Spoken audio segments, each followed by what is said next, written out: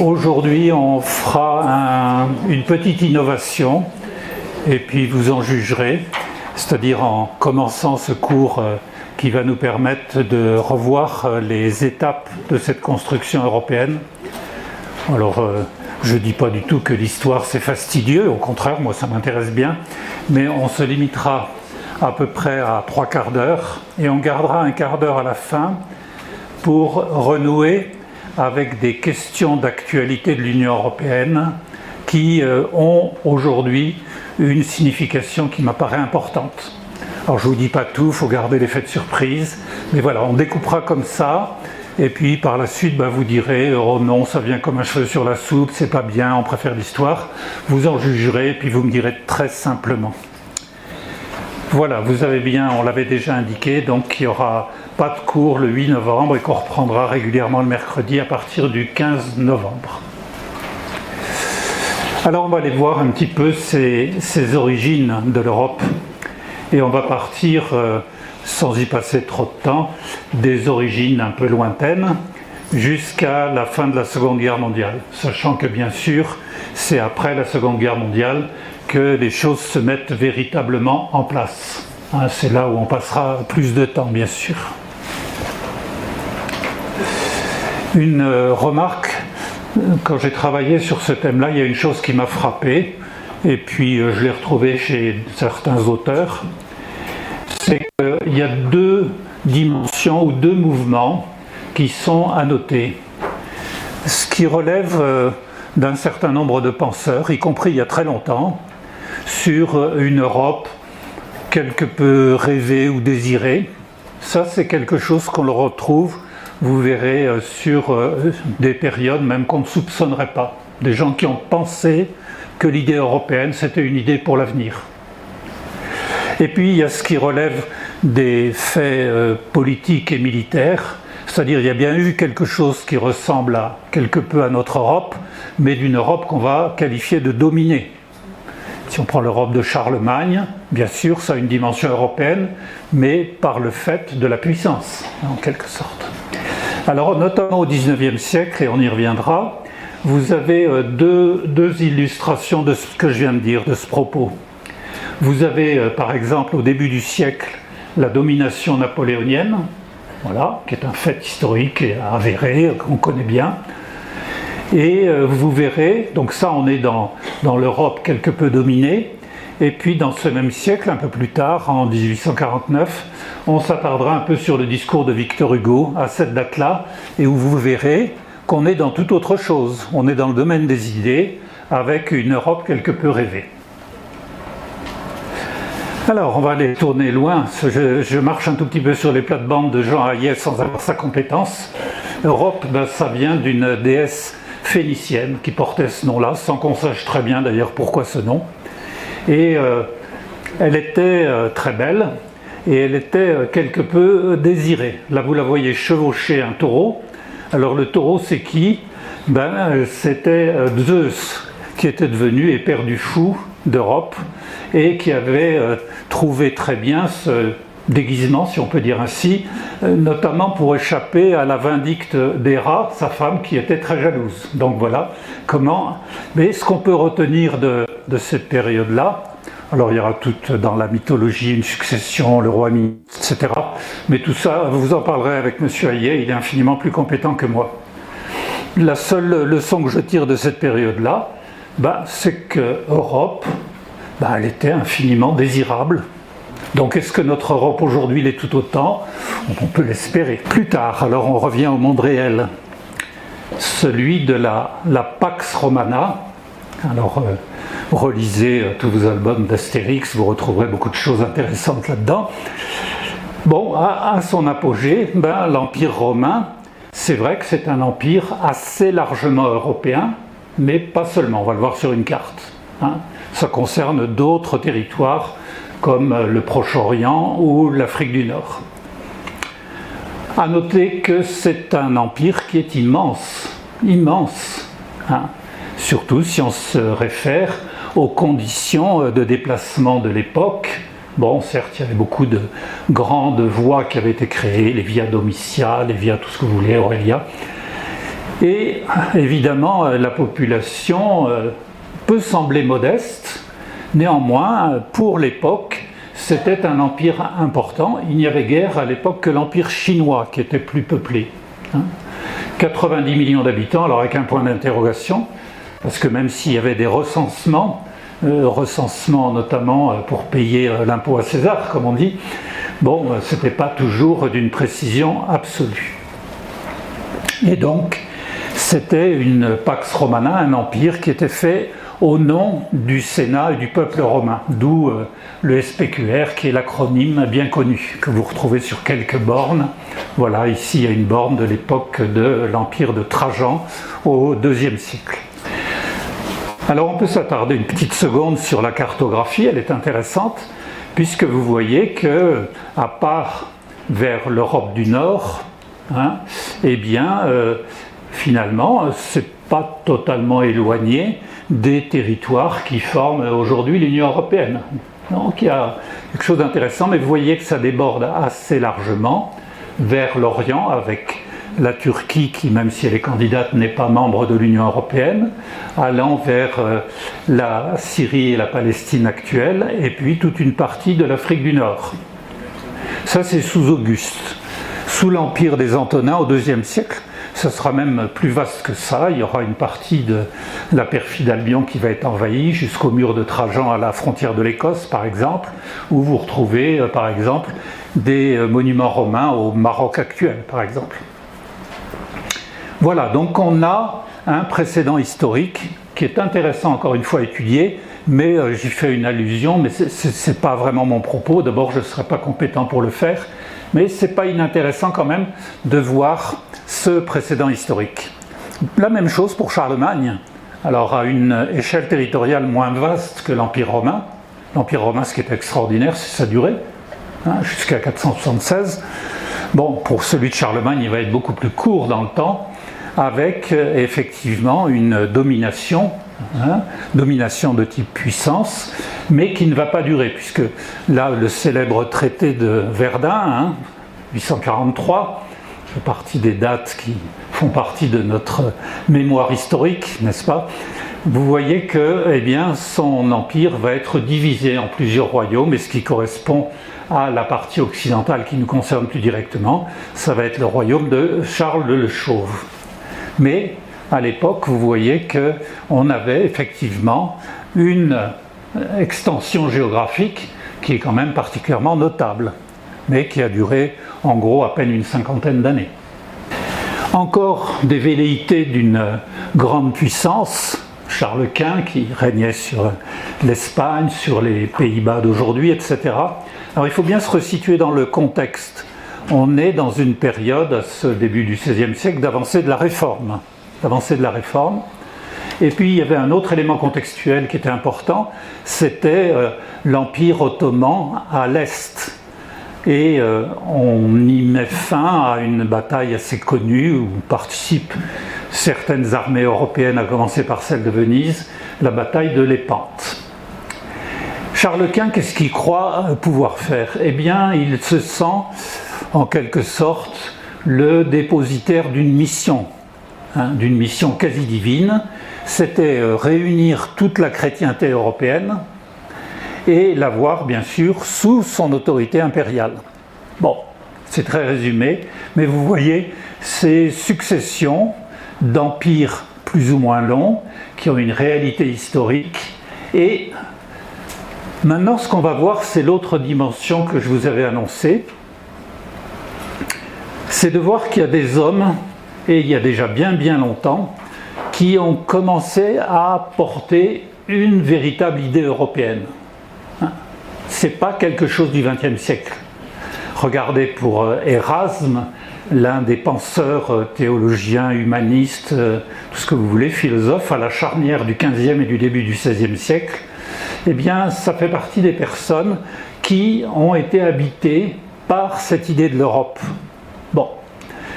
En même temps, c'était, comme on le faisait beaucoup à la différence du Moyen-Âge juste avant, c'est qu'on commençait à bouger beaucoup pour des raisons. Alors Erasme, c'était plutôt d'aller d'une université à l'autre, notamment, Pour d'autres, c'était les flux commerciaux. Regardez, c'est le début, par exemple, de la période de la Ligue hanséatique pour les ports d'Europe du Nord.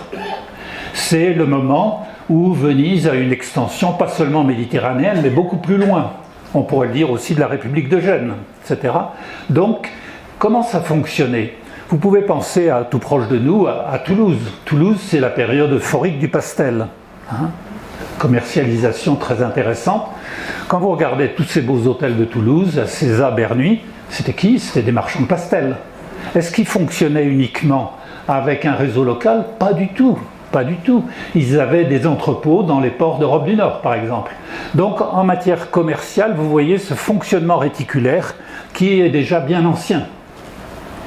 Alors j'ai repris, sans arriver à discerner, un propos du grand historien qui s'appelle Stefan Zweig sur Erasme.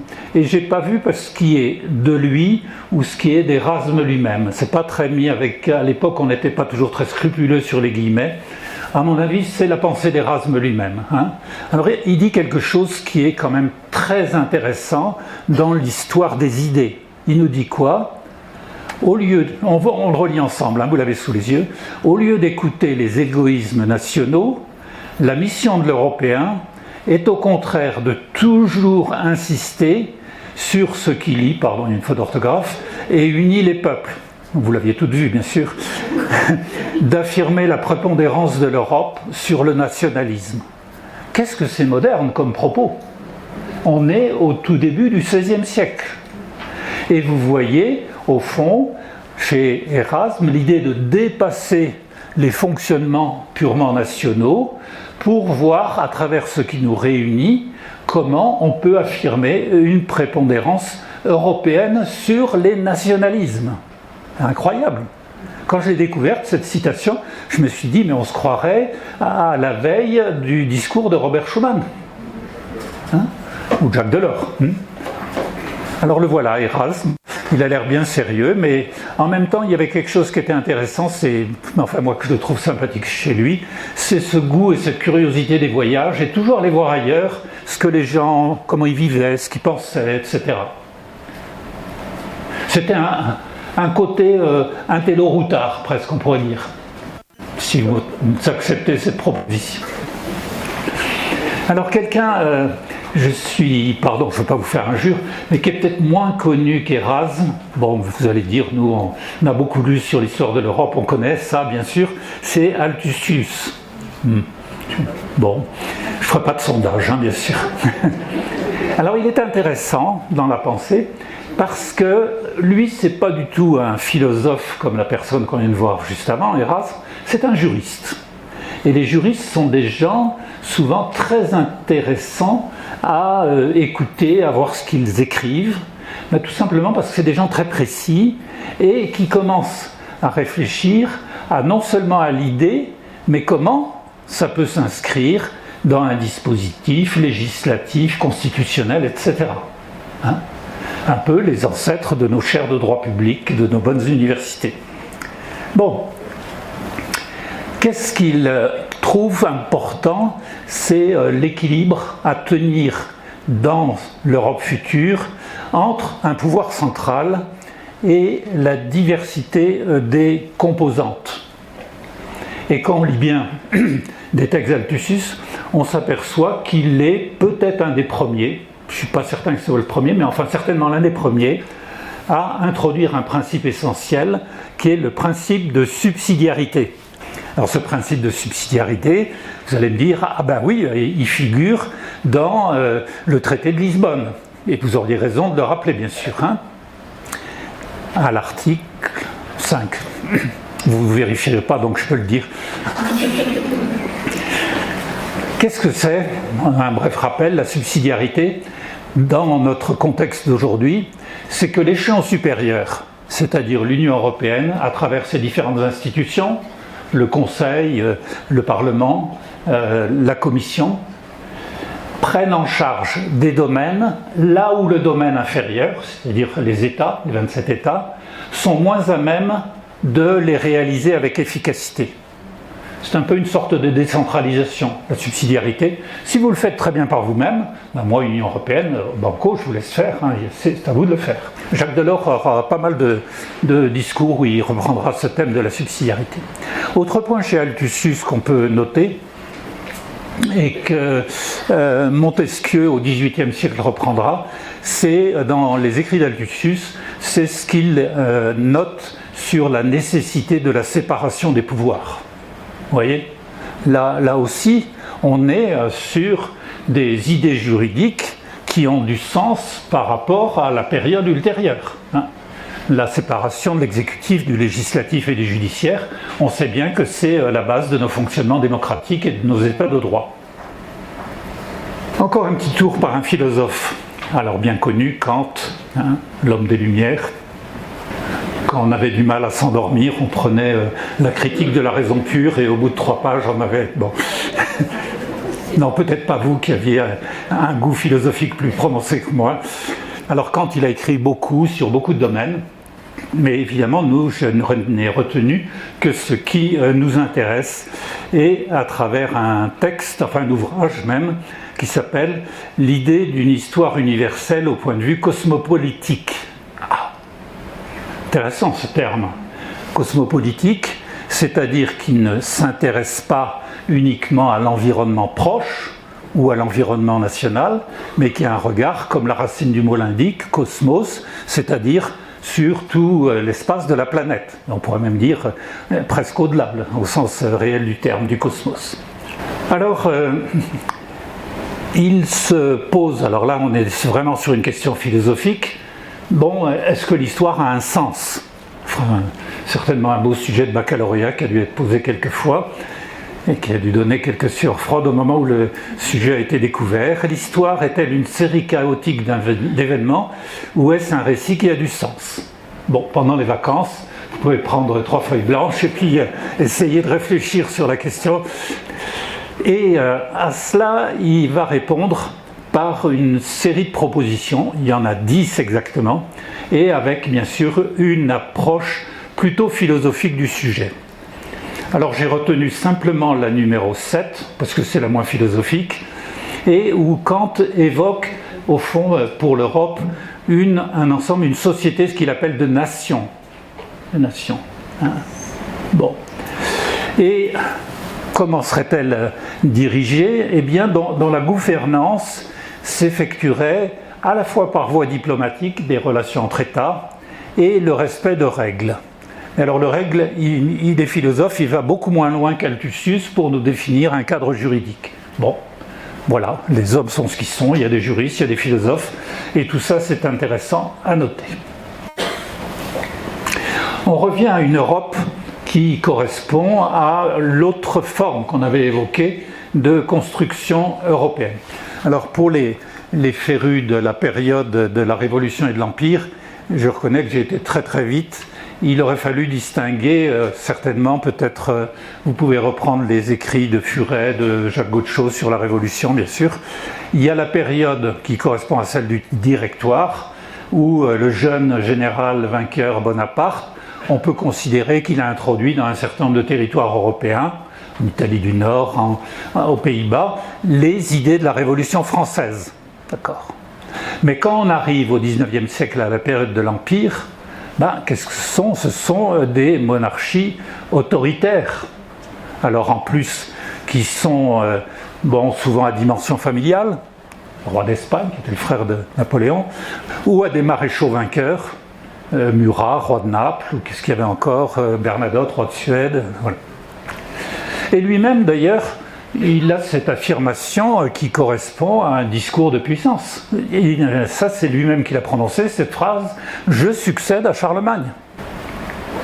Donc voilà, on est dans un cas où il y a une domination d'une grande partie de l'Europe, jusqu'à la charnière 1812-1813, après la campagne désastreuse en Russie, et avec donc ces caractéristiques-là. Personnage très intéressant. alors on est où 1815, après les 100 jours et la défaite de Waterloo, c'est la période du Congrès de Vienne, où les puissances européennes se réunissent pour parvenir à un découpage de l'ensemble du continent européen.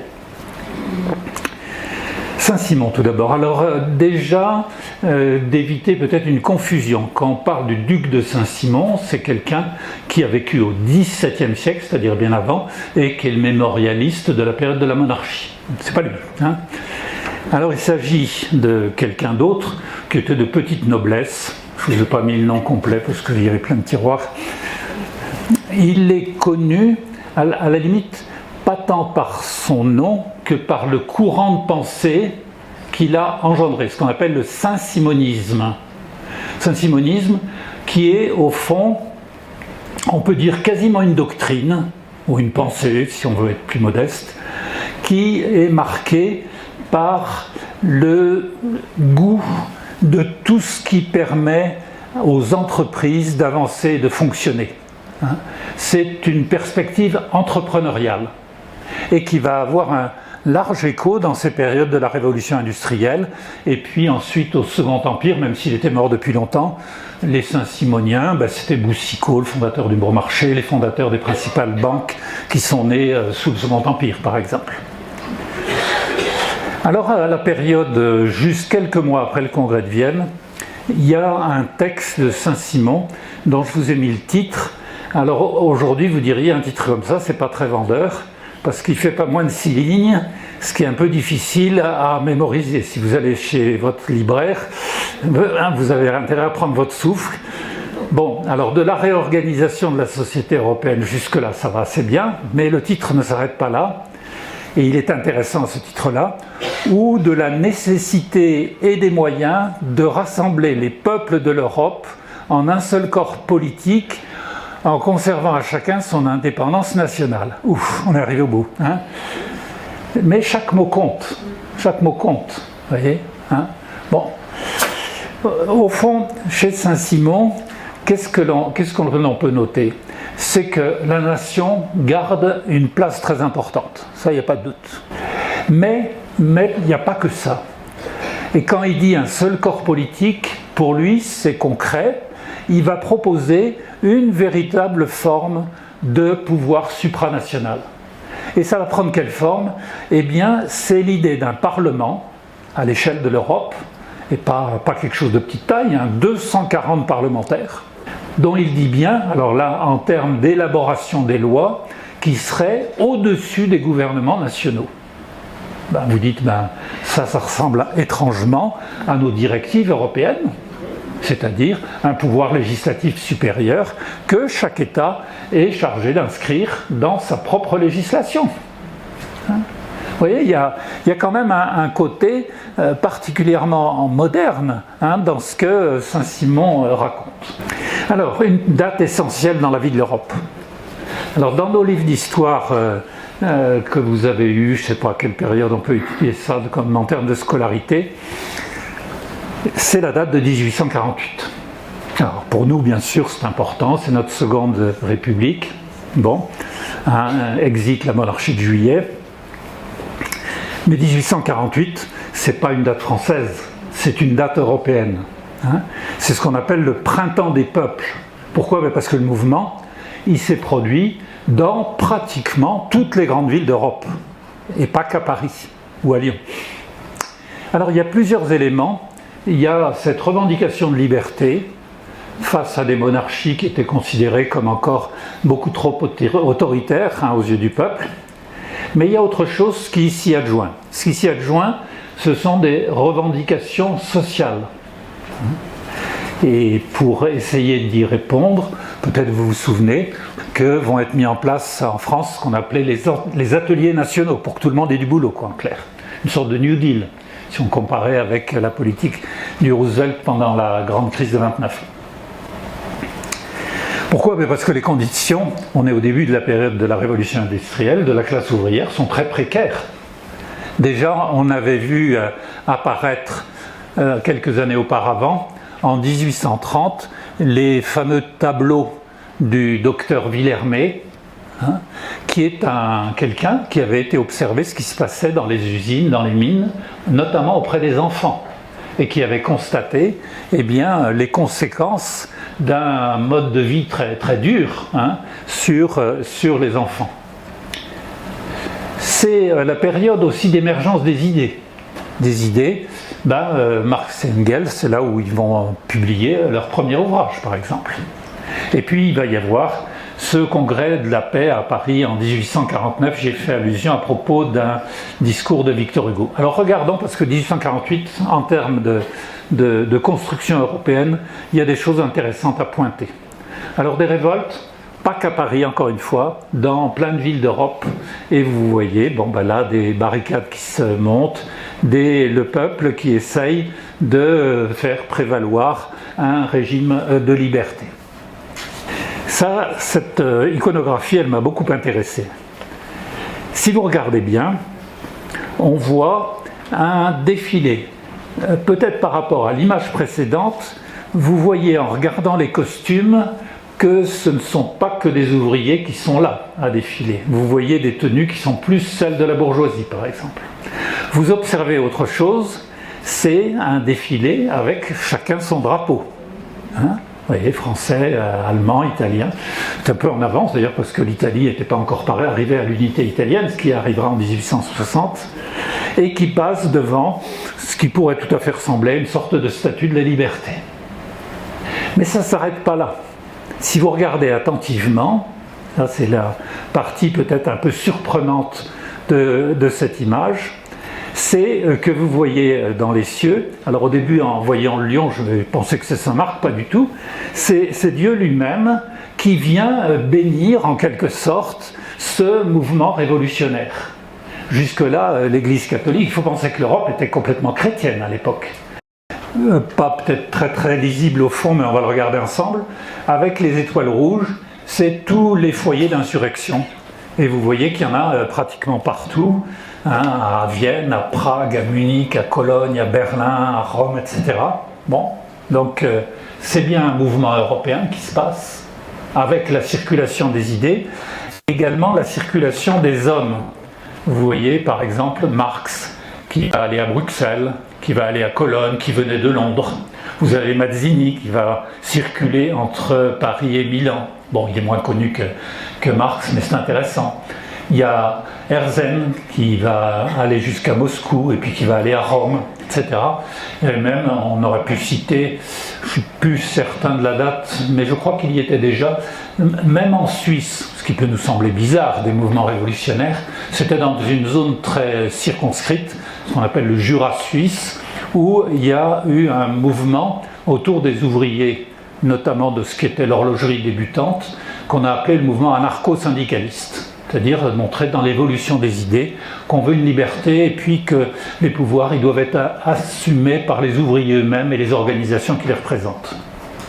Quand on va au-delà de ce mouvement très fort, mais qui n'a pas duré éternellement, je vous rappelle que chez nous, 2 décembre 1851, c'est le coup d'État de Louis-Napoléon et le début du Second Empire.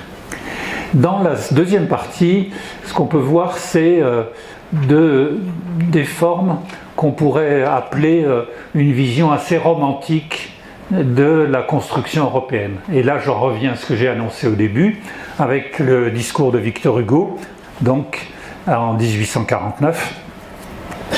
Alors, on lit ensemble. Le jour viendra où vous, France, vous, Russie, vous, Italie, il était un peu en avance parce que l'Italie n'était pas tout à fait là, vous, Angleterre, vous, Allemagne, vous, toutes les nations du continent, sans perdre vos qualités distinctes et votre individualité, vous vous fondrez dans une unité supérieure et vous constituerez la fraternité européenne. Qu'est-ce qu'on peut écrire de plus beau, hein? Magnifique. Oui. Bon. Mais c'est assez typique quand même de ce 19e siècle avec ses côtés romantiques. Ou lit ça, évidemment, la question qui se pose, ça n'a pas été celle de Jean Monnet ou Robert Schuman, qui tout de suite était, oui, une fois qu'on a dit des belles choses, comment on s'y prend? Qu'est-ce qu'on fait? Hein? Comment la construire, cette Europe? Ça, c'était pas la perspective du tout de Victor Hugo. Hein? Vous voyez la différence. Hein? C'est pas mal de la relire de temps en temps. Cette fin du XIXe siècle, elle va être marquée aussi par la montée des nationalismes, et ça de manière forte.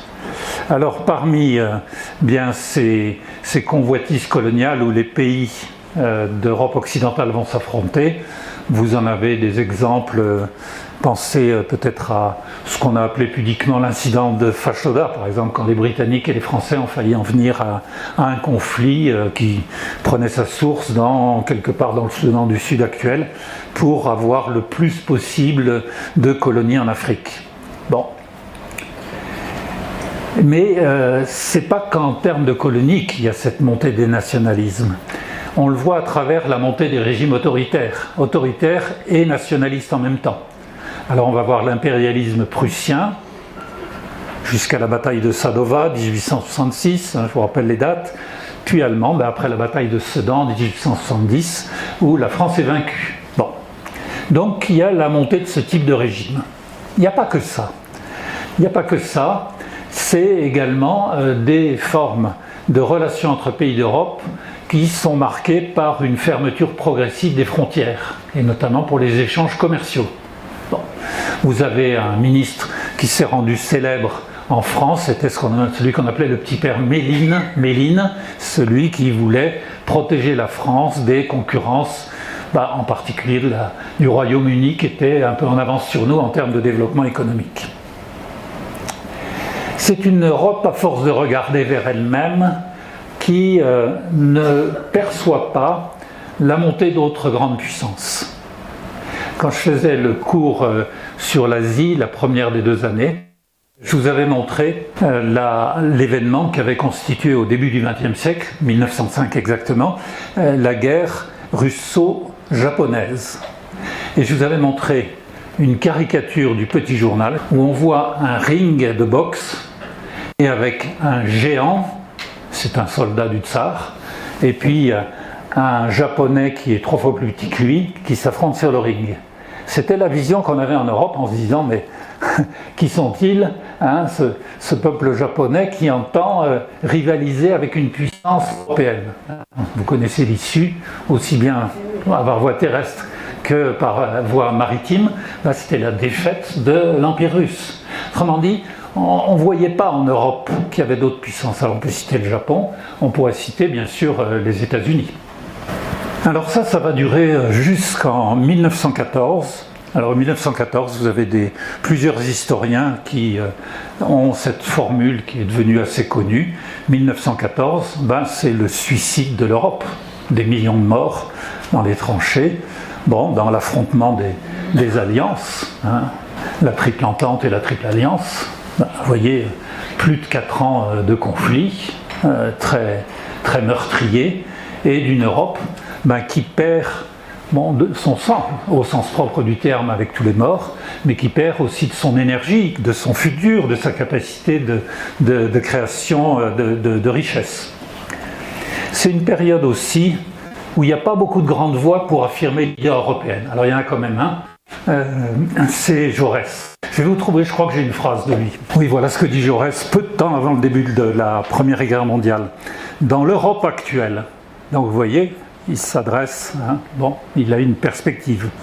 Ce n'est pas par les voies de la guerre que l'œuvre de la liberté et de la justice se réaliseront. Lucide, et que les injustices envers les peuples seront corrigées. C'est par le développement de la démocratie et du socialisme, et seulement ainsi, que les souffrances seront allégées et que les problématiques douloureuses seront résolues. Ce qui est assez intéressant d'ailleurs, c'est que Jaurès a publié certains textes à la fois dans des journaux français, dans cette perspective-là, mais également dans des journaux allemands.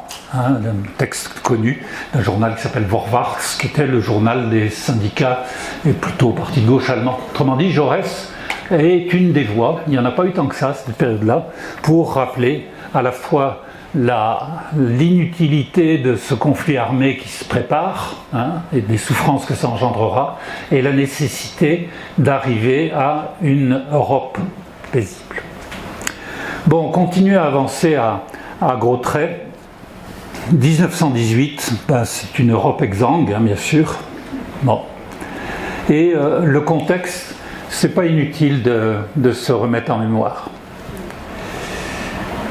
La volonté, et c'est en particulier le trait dominant en France, c'est d'appliquer strictement le traité de Versailles. Le traité de Versailles, avec tout ce qui comporte de réparation, de récupération de territoire, etc. Presque comme formule de slogan, c'était toujours, bon, on a eu des tas de destructions, des morts, etc., mais l'Allemagne paiera. Hein, c'était ça, l'idée clé, l'Allemagne paiera. Bon. Vous voyez que, est-ce que ça fait une politique pour la suite? On peut en douter quand on connaît la suite des événements.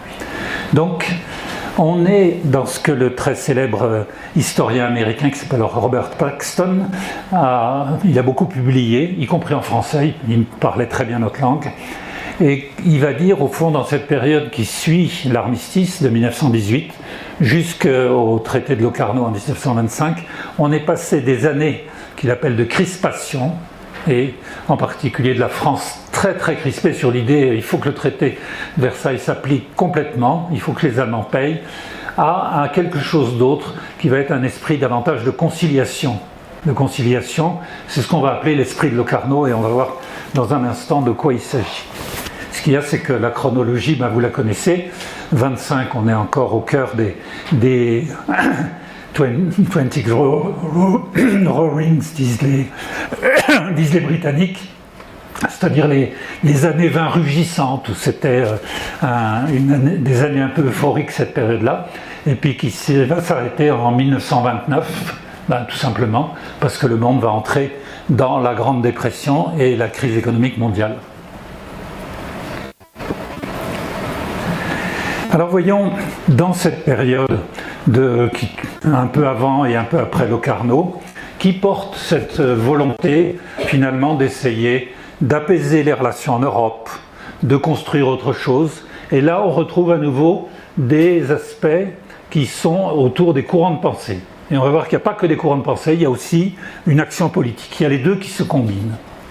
Alors, au plan politique, c'est tout ce qui a pu se créer grâce à deux hommes qui ont joué un rôle considérable pour arriver au traité de Locarno. C'est Aristide Briand, chez nous bien sûr, qui était pas pacifiste au sens un peu naïf du terme, hein, mais au sens où c'était une nécessité pour éviter d'aller vers des conflits désastreux. Et puis il a trouvé un vis-à-vis en Allemagne, qui était le ministre Stresemann, avec qui il y a eu une certaine complicité qui s'est nouée entre eux. Alors ça, c'est politique. Mais au plan des idées, on va voir qu'il y a des personnes dont c'est pas inutile de regarder un peu ce qu'elles ont introduit. Pour être galant, bien sûr, je commence par ces dames, et avec Louise Weiss, une personne étonnante, hein, Louise Weiss. Je crois qu'elle était agrégée à 20 ans. Ouais. Bon. Et je ne crois pas qu'à l'époque on donnait l'agrégation comme ça, mais bon. Alors elle est surtout connue à travers son action et sa participation à des mouvements féministes qui prolongeaient ce qu'avait démarré plus tôt avec les suffragettes à Londres, par exemple. Bon, c'est un esprit très très brillant, il n'y a aucun doute quand on regarde ses textes, mais elle va être très touchée quand elle voit les images d'horreur des tranchées, quoi. Pour elle, c'était insupportable. Donc ça va marquer très très profondément, et elle va créer ou participer à un mouvement pacifiste qui essaye de promouvoir un rapprochement entre les pays européens. Et ça va se concrétiser dans quoi? Eh bien, une publication qui a eu une assez longue durée, puisqu'elle a été supprimée en 1940 simplement, hein, et pas du fait de Louise Weiss.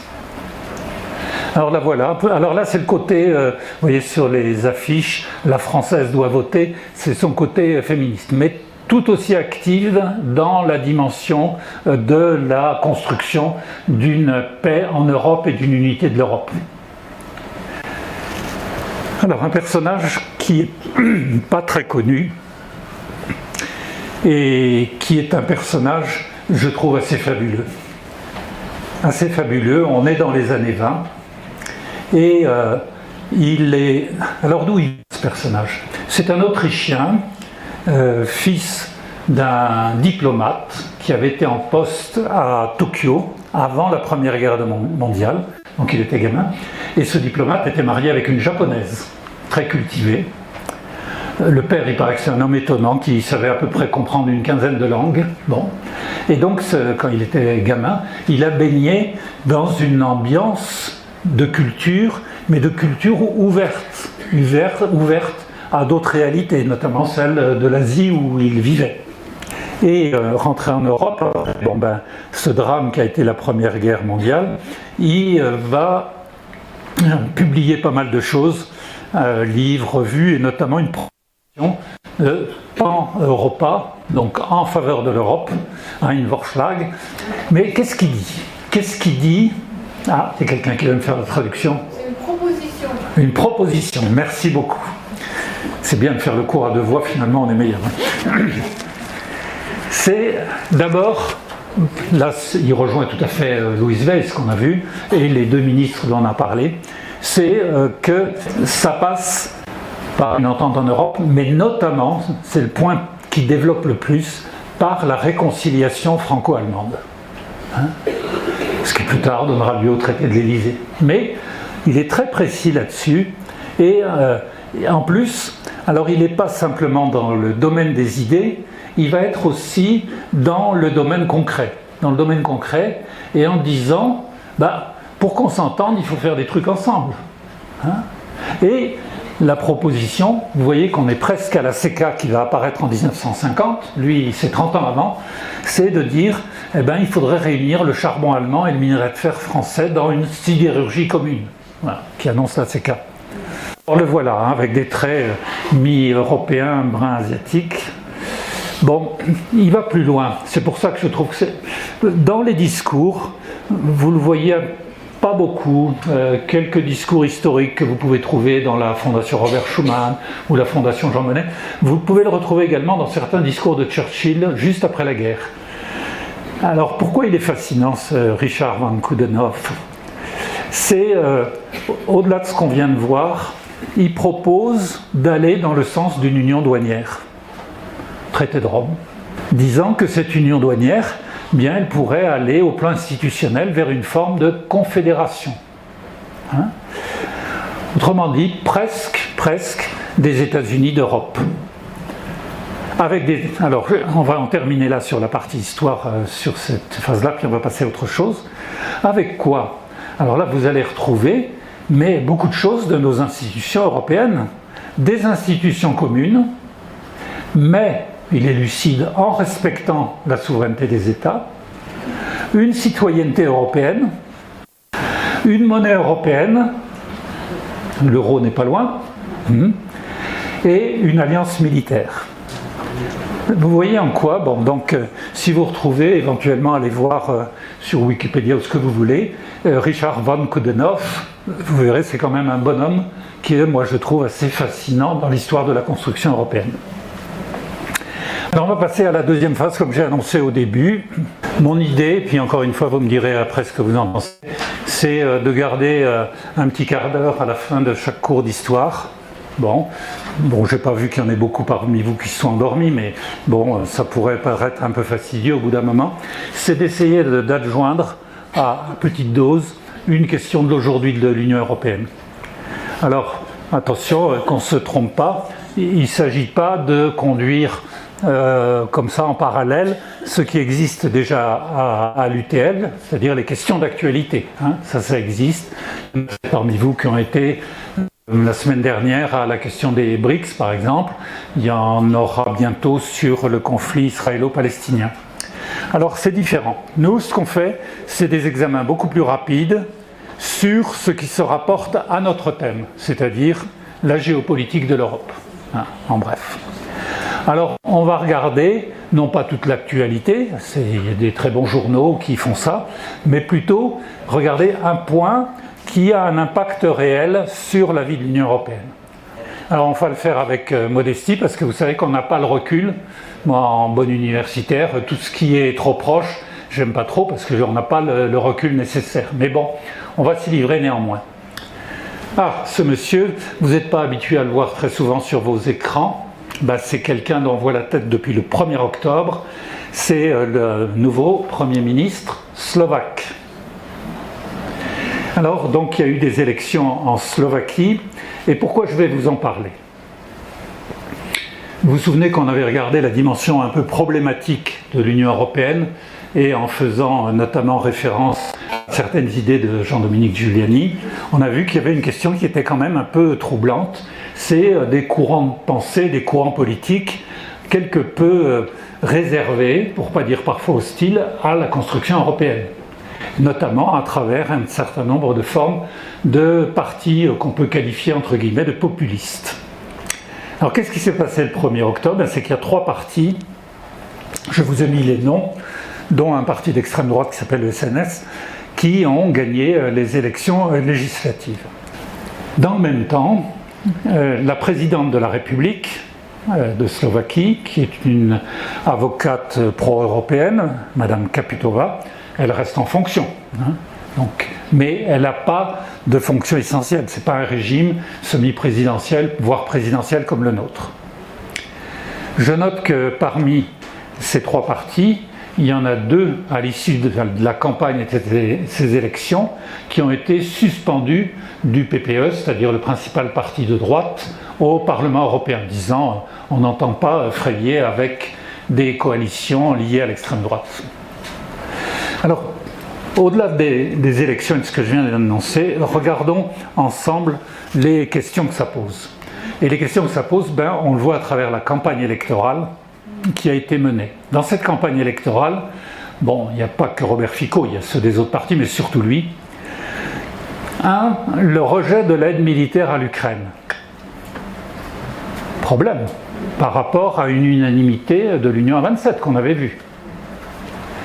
L'opposition aux sanctions prises par l'UE contre la Russie. Et la normalisation des relations avec Moscou. Donc vous voyez bien la couleur de cet ensemble populiste, c'est très pro-russe, il n'y a aucun doute.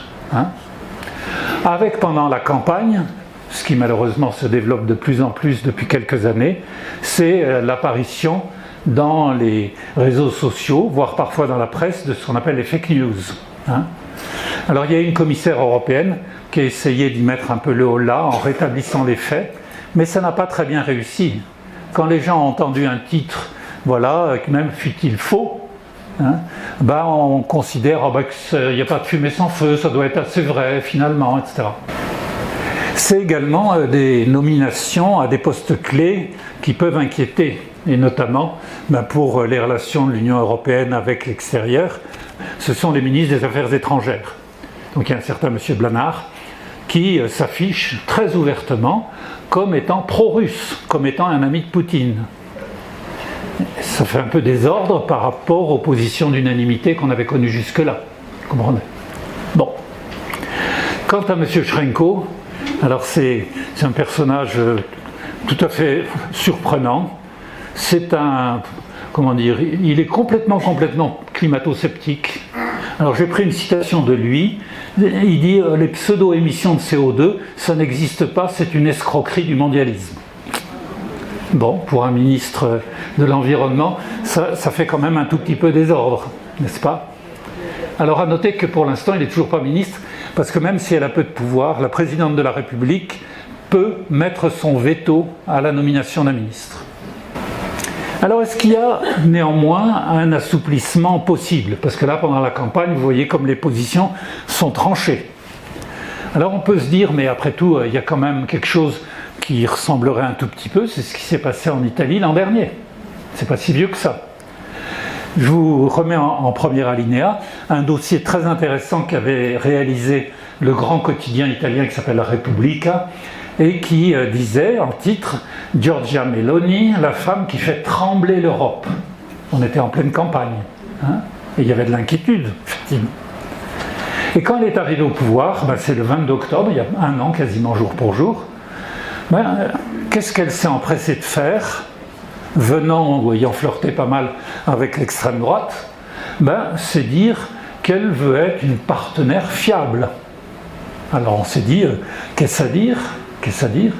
Et il y a des choses qui sont suivies très rapidement. D'abord, deux personnages très encombrants, un qui est décédé depuis, c'est Berlusconi et Salvini. Qu'est-ce qu'elle les a fait? Elle les a mis à l'écart. Hein, vous savez, ceux qui se promenaient avec des t-shirts avec l'effigie de Poutine, ça ne faisait pas très bien, donc elle les a écartés en ne leur conférant aucune responsabilité politique. Et elle a complété en disant je veux donner un signal fort, on le peut lire ensemble, de notre volonté de collaborer avec l'Union européenne. Hein, qui l'aurait cru quelques semaines plus tôt? Personne. Autrement dit, ce qu'il faut comprendre, c'est que sur une base idéologique, que personnellement je trouve désastreuse, se greffent néanmoins des éléments qu'on va qualifier de réel politique. Pourquoi? Regardez-les toutes les deux. Madame Meloni et puis la présidente de la Commission, Ursula von der Leyen. Quelle est celle des deux qui a les cordons de la bourse? Alors je vous signale que c'est plutôt elle. Hein. Or l'Italie est la principale bénéficiaire des plans qui ont été massifs, votés par l'Union européenne pour, après la période Covid, redémarrer les économies des différents pays. Et l'Italie, malheureusement, est un pays qui a été très éprouvé, notamment, vous savez que c'était le pays d'Europe qui a eu le plus grand nombre de morts liés à l'épidémie. Donc, vous voyez comment les choses redeviennent un peu plus réalistes. Alors, qu'en est-il pour la Slovaquie?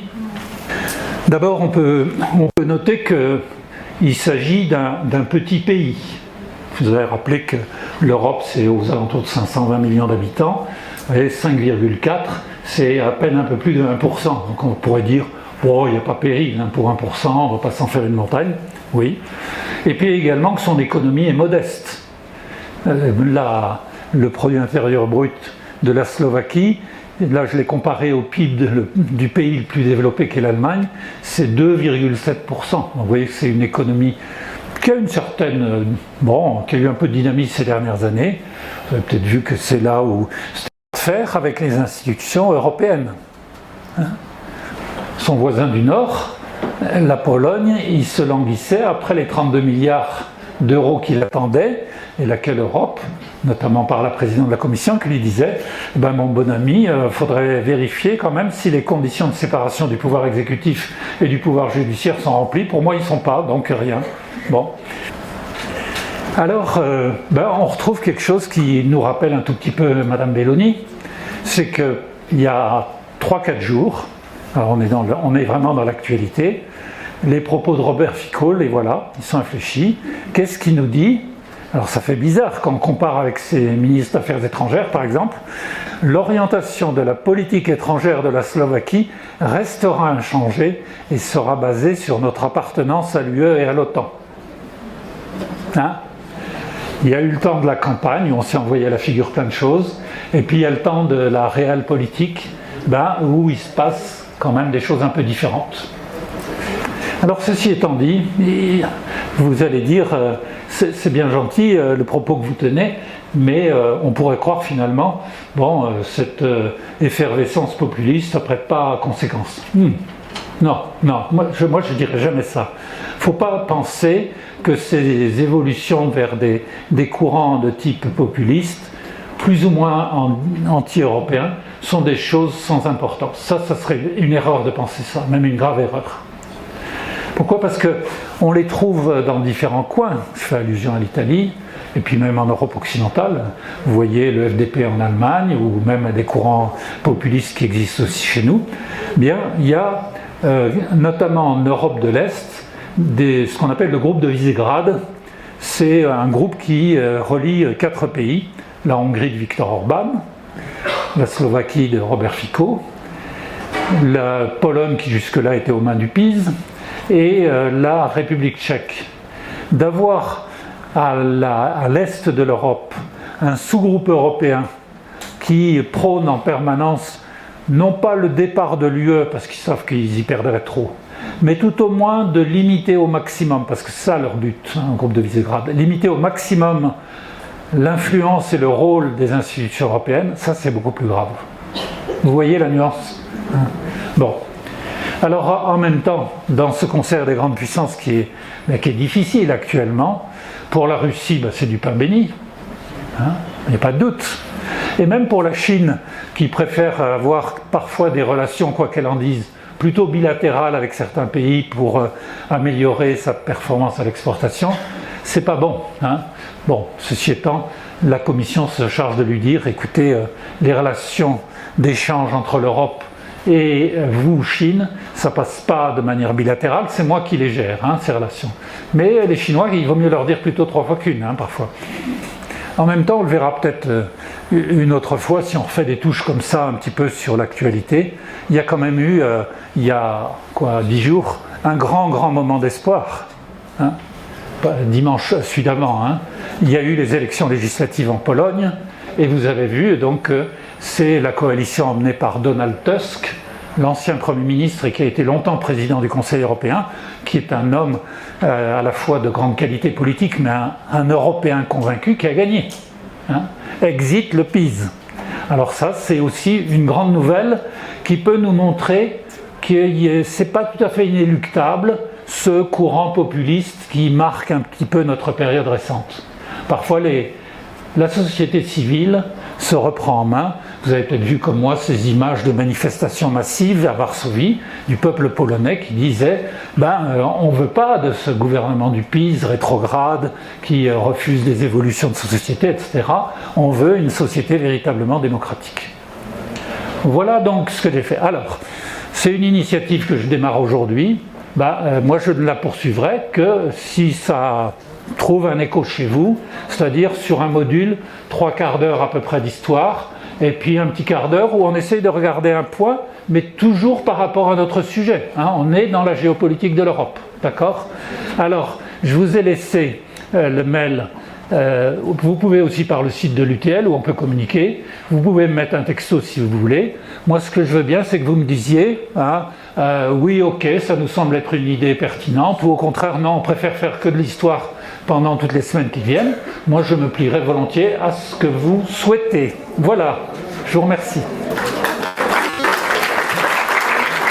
Si cette vidéo vous a plu, vous pouvez nous rejoindre à l'Université du temps libre de Tarbes et de Bigorre à l'adresse utl-tb.info.